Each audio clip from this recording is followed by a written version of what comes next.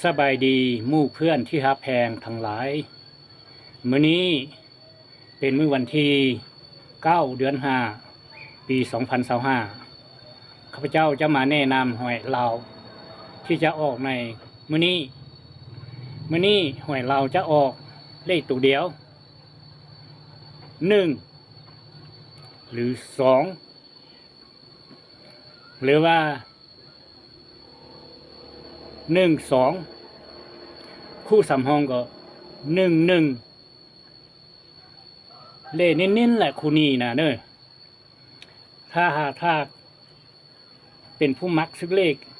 ซื้อเด้อมื้อแลงนี้นะให้โชคให้ดีเด้อเอาย่อ用一种朋友晓得侬呢古大家了开เลขตัวนี้เลข侬呢有的1呢เทียออเนาะนะที่ตอีออเจตอีเนาะนะนู้นอย่านู้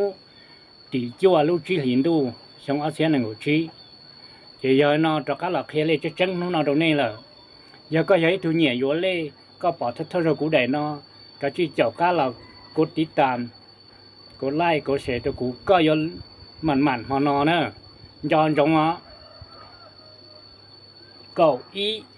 thiết cầu ọ nè khu nên khu chỉ chân chỉ là khu cầu ọ nó nè khu sầm hồng này là khu cầu ý nó nè khi nhìn đó nè sau đó cho mình tụi mình nhỏ sau đó cho phong dư sau đó nè để ở tròn đầu này sau đó tôi cũng cún nó cỏ món nó có nên lòng mặn